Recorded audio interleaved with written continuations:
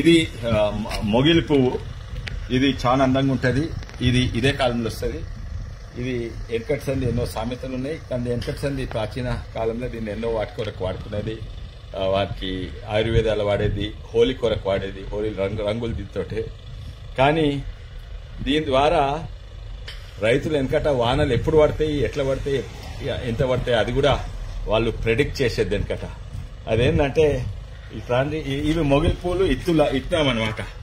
ఇది పెద్ద బీర్నిస్తూ ఉంటుంది. అయితే ఇట్లా రండి. అయితే ఇవన్నీ ఇస్తున్నాము. వినబడుతుందా? ఇదంతా మొగిలి పువ్వు ఇస్తున్నాము. అయితే ఇత్తనంలా ఇది దీని పెద్ద బీర్నిస్తూ ఉంది. ఇందులన్నిట్లో ఇత్తనాలు ఉంటాయి. కానీ పీస్ అన్నా, బటాన్ అన్నా, బీర్నిస్ అన్నా ప్రతి దాంట్లో ఒక ఇత్తనం ఉంటుంది. దీంట్లో ఏంటంటే సాధారణంగా దీంట్లో ఒకటో రెండే ఇట్లా ఉంటుంది, తక్కినని ఖాళీ ఉంటుంది.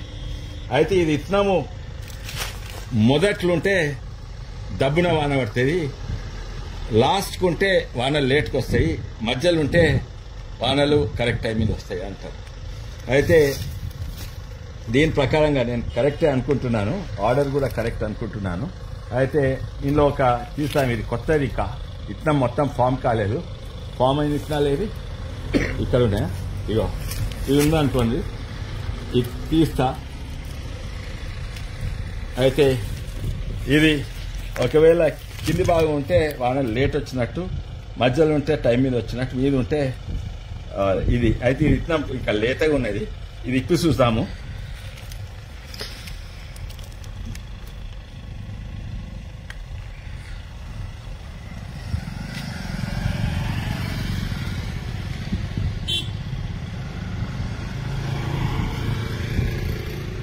ఇది వానలు ఎప్పుడు పడతాయో ప్రెడిక్ట్ చేస్తారు అన్నమాట. ఎందుకంటే ఇట్లనే చెప్పేది పెద్దలు, వానలు తొందరగా వస్తాయా లేట్ వస్తాయా.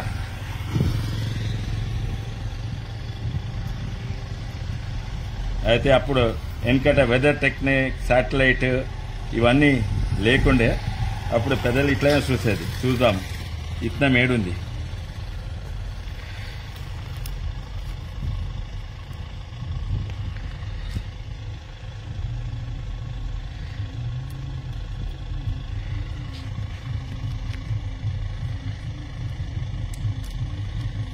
వెళ్ళింది.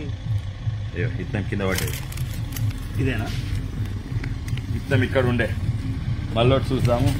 అయితే ఇక్కడ ఉన్నది ఇస్తాము. అంటే వానాలు లేట్గా పడతాయి. ఇక్కడ చూద్దాము. ఇది దీనికి ఎక్కడ ఉన్నాయా? అన్నిటికి ఇస్తాం. ఇంకా ఫార్మేషన్ కాలేదు.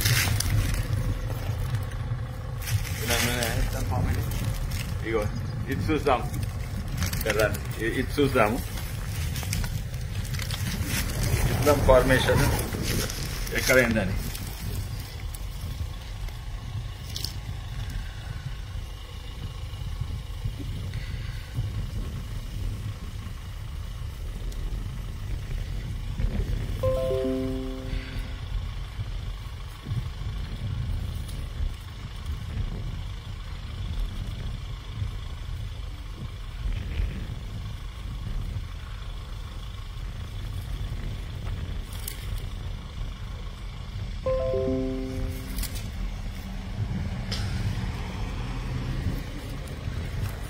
దగ్గర చూడండి.